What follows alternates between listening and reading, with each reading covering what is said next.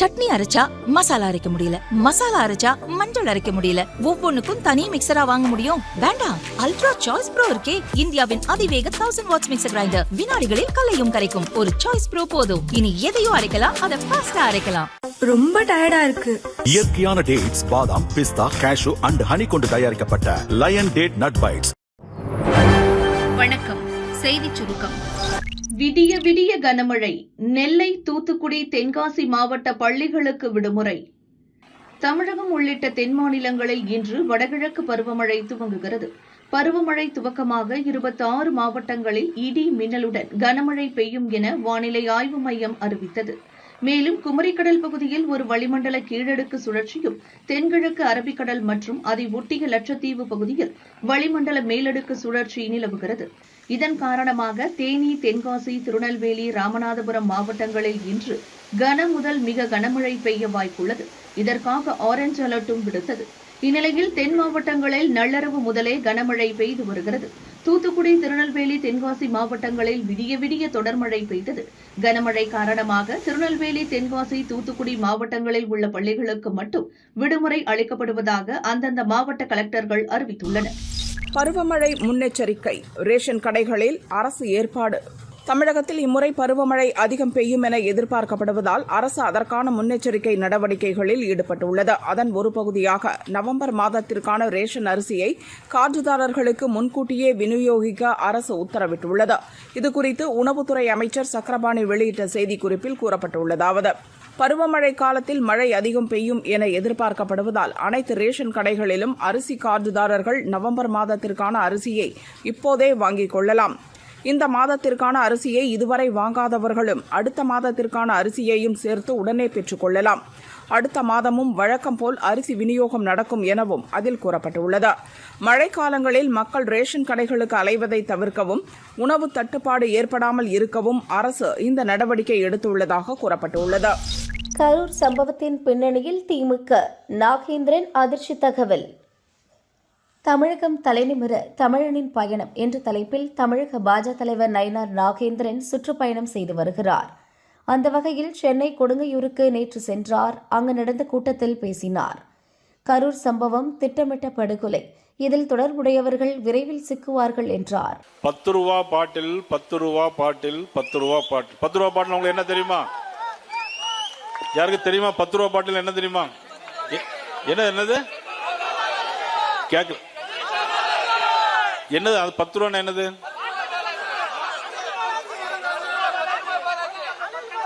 ஓ, wine ஷாப்ல 10 ரூபா பாட்டு. எனக்கு அது தெரியாது. அது 10 ரூபா பாட்டில் அப்படின்னு சொல்லி பேசும்போது, ஏன்னா தமிழக வெற்றி கழக தலைவர் வந்து எல்லா ஊருக்கும் போறாரு, எந்த ஊர்லயும் பிரச்சனை இல்லை. ஆனா கரூருக்கு போகும்போது மட்டும் பிரச்சனை வருது. 10 ரூபா பாட்டிலுக்கு கமிஷன் வாங்குறாரு நீங்க சொல்றீங்க. அந்த 10 ரூபா பாட்டிலுக்கு கமிஷன் வாங்க போறாருன்னு சொல்லி பாட்டு பாடின உடனே செருப்பை தூக்கி வீசுறாங்க. கரண்ட் ஆஃப் ஆகுது. லத்தி சார்ஜ் நடக்குது. ஆனால் இதை முதலமைச்சர் சட்டமன்றத்தில் முற்றிலுமாக இன்னைக்கு மறுக்கிறார்கள். ஆஸ்பத்திரியில் அட்மிட் ஆனவர்கள் 52 பேர். ஆனால் முதலமைச்சர் சொல்வது 200 பேர். இதில் முன்னுக்கு பின் நிறைய முரணாக செய்திகள் வருகிறது. ஆனால் என்ன செய்தார்கள் அவர்கள்? என்ன செய்திருக்கிறார்கள்? முதலிலே சம்பவம் நடந்த உடனே சீஃப் செக்ரட்டரியை கூப்பிட்டு கலெக்டருக்கும் எஸ்பிக்கும் ஒரு ரிப்போர்ட் கேட்கிறாங்க. ரிப்போர்ட் கேட்டு ரிப்போர்ட் வருவதற்கு முன்னாலேயே ஒரு தனிநபர் ஆணையத்தை, ஒரு நீதிபதி, ஓய்வு பெற்ற நீதிபதி அருணா ஜெகதீசன் என்கின்ற ஒரு நீதிபதியை அங்கே நியமிக்கிறார்கள். அவசரமாக முதலமைச்சர் புறப்பட்டு செல்கிறார். இரவோடு இரவாக 41 பேருக்கு அங்கே வந்து போஸ்ட்மார்ட்டம் பண்ணப்படுகிறது. அதை தான் உச்சநீதிமன்றம் கேட்கிறார்கள். உச்சநீதிமன்றம் என்ன கேட்கிறாருன்னா, ஒரு ஆளுக்கு போஸ்ட்மார்ட்டம் பண்ணனா 1.5 மணி நேரம் ஆகும். 41 பேர் போஸ்ட்மார்ட்டம் பண்ணனா எவ்வளவு நேரம் ஆகும்? சரி, 41 பேர் அங்கே பொண அறையில் அங்கே எத்தனை டேபிள் இருந்துச்சு, எப்படி பண்ணீங்க? இதெல்லாம் உச்சநீதிமன்றம் கேட்டிருக்கு. ஏன் காவல்துறை அவர்கள் கேட்கிற இடத்தில் அனுமதி கொடுக்கப்படவில்லை? கேட்ட இடத்தில் அனுமதி கொடுக்கப்பட்டிருந்தால் அந்த பிரச்சனை அங்கே வந்திருக்கே செய்யாது. ஆக இது திட்டமிட்டு செய்யப்படுகிற இது ஒரு படுகொலையாகத்தான் நான் நினைக்கிறேன். ஆக இதை நீதிபதி இப்பொழுது உச்சநீதிமன்றம் எச்சரித்திருக்கிறது. நமது விசாரணைக்கு அனுமதித்திருக்கிறார்கள்.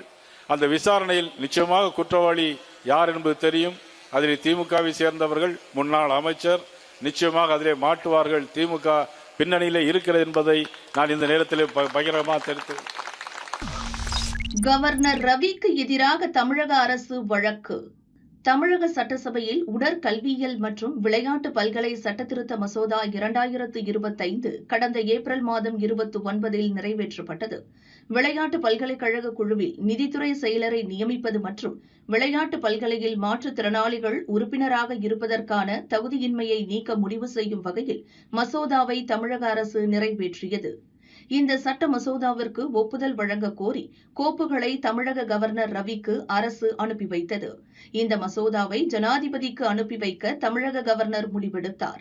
இதற்கு எதிராக தமிழக அரசு சுப்ரீம் கோர்ட்டில் மனு தாக்கல் செய்துள்ளது. அதில் தமிழக கவர்னரின் இந்த முடிவு அரசியல் சாசனத்தின் பிரிவு 200 மீறும் வகையில் உள்ளது. எனவே கவர்னரின் நடவடிக்கையை சட்டவிரோதம் என அறிவிப்பதுடன் தன்னிச்சையானது எனவும் அறிவிக்க வேண்டும் என மனுவில் கோரப்பட்டுள்ளது. வேட்பாளர்களை அறிவித்த நிதிஷ், அதிர்ச்சியில் உறைந்த சிராக் பஸ்வான். தேஜா கூட்டணியில் சலசலப்பு. பீகாரில் அடுத்த மாதம் 6 மற்றும் 11ஆம் தேதி 2 கட்டங்களாக சட்டசபை தேர்தல் நடக்க உள்ளது. மொத்தம் 243 தொகுதிகள் உள்ள நிலையில் தேஜ கூட்டணியில் இடம்பெற்றுள்ள பாரதிய ஜனதா, ஐக்கிய ஜனதா ஆகியவை முறையே 101 இடங்களில் போட்டியிடுவதாக அறிவிக்கப்பட்டுள்ளது. கூட்டணியில் இடம்பெற்றுள்ள சிராக் பஸ்வானின் லோக் ஜனசக்தி ராம்விலாஸ் கட்சிக்கு 29 இடங்கள் ஒதுக்கப்பட்டுள்ளது. மத்திய அமைச்சர் ஜித்தன் ராம் மஞ்சியின் ஹிந்துஸ்தான் அவாம் மோர்ச்சா, உபேந்திர குஷ்வாகாவின் ராஷ்டிரிய லோக் மோர்ச்சாவுக்கு தலா 6 தொகுதிகள் ஒதுக்கப்பட்டன. தொகுதி பங்கீடு சுமூகமாக முடிந்ததாக கூறப்பட்டாலும் 2020 சட்டசபை தேர்தலில் 115 இடங்களில் போட்டியிட்ட ஜேடியுவுக்கு 43 இடங்களில் மட்டுமே வெற்றி கிடைத்தது.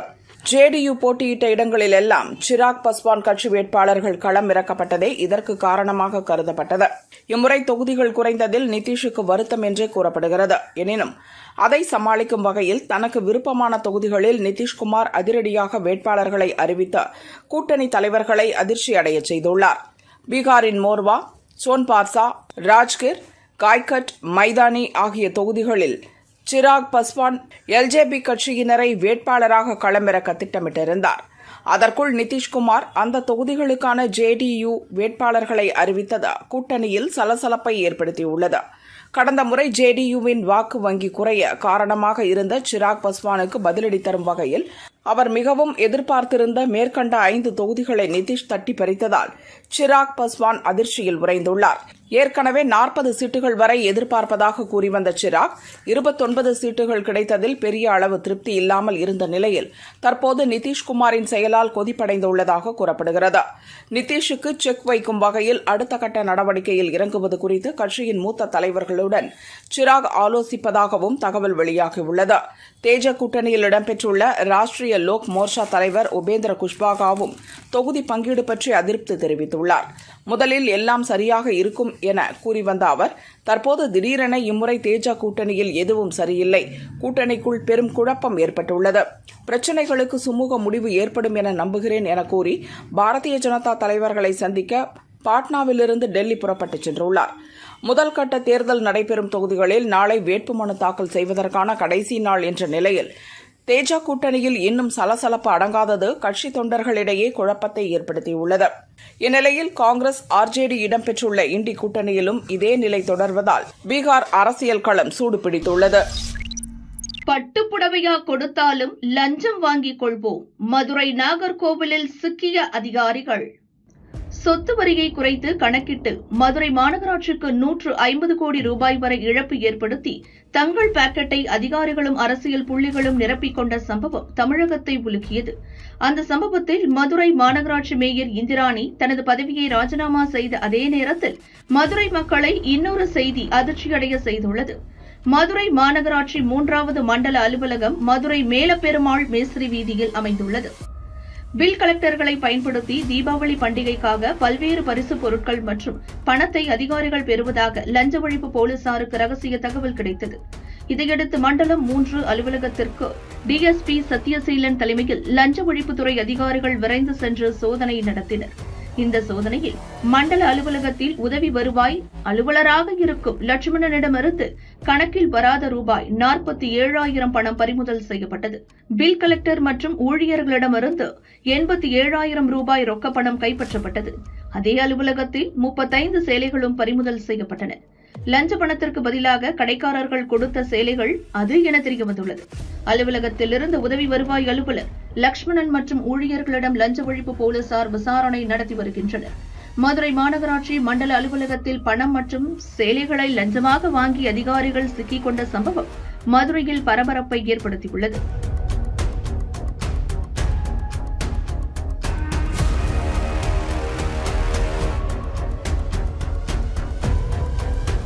கன்னியாகுமரி மாவட்டம் நாகர்கோவில் வட்டார போக்குவரத்து அலுவலகத்தில் தீபாவளிக்கு லஞ்சம் வந்து குவிவதாக வந்த ரகசிய தகவலின் அடிப்படையில் லஞ்ச ஒழிப்பு போலீசார் திடீர் சோதனை நடத்தினர். அலுவலக கண்காணிப்பாளர் ராஜலட்சுமியிடம் 35,650 ரூபாய் கணக்கில் வராத லஞ்ச பணம் கைப்பற்றப்பட்டது. உதவியாளர் மற்றும் டேட்டா என்ட்ரி ஆபரேட்டர் ஆகியோரிடமிருந்து 21,000 ரூபாய் பணம் கைப்பற்றப்பட்டுள்ளது. அலுவலகத்தில் 20க்கும் மேற்பட்ட புத்தம் புதிய பட்டுப்புடவைகள் மற்றும் பட்டு சால்வைகளும் இருந்தன. பணம் மட்டுமல்லாமல் பட்டுப்புடவையாகவும் லஞ்சத்தை அதிகாரிகள் வாங்கிக் கொள்கிறார்கள் என இதன் மூலம் தெரியவந்துள்ளது. நாகர்கோவில் வட்டார போக்குவரத்து அலுவலர் சக்திவேல் மற்றும் ஆய்வாளர்கள் சுரேஷ்குமார், கலைச்செல்வி ஆகியோர் செல்போன்களை சுவிட்ச் ஆஃப் செய்துவிட்டு தலைமறைவாகிவிட்டனர். தென்காசி மாவட்டம் பாவூர் சத்திரம் சார் பதிவாளர் அலுவலகத்திலும் லஞ்ச ஒழிப்பு போலீசார் திடீர் சோதனை நடத்தினர். சார் பதிவாளர் ஷர்மிளா மற்றும் ஊழியர்களிடமிருந்து கணக்கில் வராத ரூபாய் 71,000 ரொக்க பணம் பறிமுதல் செய்யப்பட்டது. அவர்களிடம் லஞ்ச ஒழிப்பு போலீசார் தொடர்ந்து விசாரிக்கின்றனர். அந்தமானில் சுற்றுலா பயணிகள் வருகை 200% அதிகரிப்பு. ராஜஸ்தானின் உதய்பூரில் நடந்த சுற்றுலா மாநாட்டில் அந்தமான் நிக்கோபார் தீவுகளின் கவர்னர் TK ஜோஷி பங்கேற்றார். கொரோனா காலத்தில் நாடு முழுவதும் சுற்றுலாத்துறை முடங்கியது. அதன் தாக்கம் அந்தமான் தீவுகளிலும் வெளிப்பட்டது. ஆனால் தற்போது நிலைமை முற்றிலும் மாறியுள்ளது. 2022 முதல் இதுவரை அந்தமான் தீவுகளில் உள்நாட்டு சுற்றுலா பயணிகளின் வருகை 200% அதிகரித்துள்ளது. வெளிநாட்டு சுற்றுலா பயணிகள் வருகை 157% உயர்ந்துள்ளது. இந்திய பெருங்கடல் பிராந்தியத்தில் அந்தமான் நிக்கோபார் தீவுகளை ஸ்கூபா டைவிங் மையமாக உருவாக்குவதற்கான முயற்சிகள் மேற்கொள்ளப்பட்டுள்ளன. இதன் மூலம் கின்னஸ் சாதனை படைப்பதற்கான வாய்ப்பு அதிகரிக்கும். வெளிநாட்டு சுற்றுலா பயணிகள் வருகையும் அதிகரிக்கும். அங்குள்ள பல்வேறு தேசிய நினைவிடங்களை ஒருங்கிணைக்கவும் அரசு திட்டமிட்டுள்ளது. சுற்றுச்சூழல் சார்ந்த 5 ஸ்டார் ஓட்டல்கள், தங்கும் விடுதிகள் என அந்தமான் நிக்கோபார் தீவுகளை சுற்றுலாத்துறையில் சர்வதேச தரத்திற்கு உயர்த்தவும் திட்டமுள்ளது.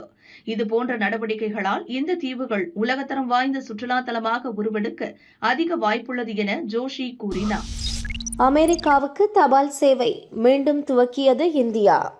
அமெரிக்காவுக்கான அனைத்து தபால் சேவைகளும் மீண்டும் துவங்கப்பட்டுள்ளதாக மத்திய தொலைத்தொடர்பு அமைச்சகம் அறிவித்துள்ளது.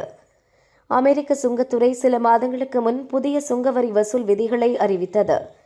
இதன்படி அமெரிக்காவுக்கு தபால் மூலம் வரும் பார்சல்கள் அனைத்திற்கும் சம்பந்தப்பட்ட நாட்டிலேயே முன்கூட்டியே சுங்க கட்டணம் வசூலித்து அமெரிக்க சுங்கத்துறைக்கு வழங்க வேண்டும் என்று கூறப்பட்டது.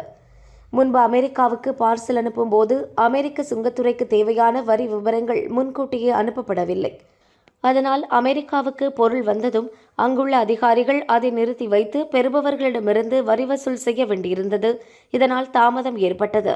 அதற்கான கணினி அமைப்பு நம் தபால் துறையில் தயாராகாமல் இருந்தது. மேலும் சுங்கவரி கணக்கீட்டிலும் குழப்பம் நிலவியது. தற்போது அந்த பிரச்சினைகள் சரி செய்யப்பட்டுள்ளன. அமெரிக்காவின் புதிய வரிமுறைக்கு ஏற்ப நம் தபால் துறை கணினி அமைப்பில் மாற்றம் செய்துள்ளது. இந்த புதிய முறையின் கீழ் அமெரிக்காவிற்கு அனுப்பப்படும் பொருட்கள் மீதான சுங்க வரிகள் முன்பதிவு செய்யும் போது இந்தியாவில் முன்கூட்டியே வசூலிக்கப்பட்டு அமெரிக்க சுங்கத்துறைக்கு நேரடியாக அனுப்பப்படும். எனவே வாடிக்கையாளர்கள் இனி அனைத்து வகையான தபால்களையும் அஞ்சலகங்கள், சர்வதேச வணிக மையங்கள், அஞ்சல் அலுவலக ஏற்றுமதி மையம் அல்லது இந்தியா போஸ்ட் இணையதளம் வாயிலாக அமெரிக்காவிற்கு முன்பதிவு செய்யலாம் என தொலைத்தொடர்பு அமைச்சகம் அறிவித்துள்ளது.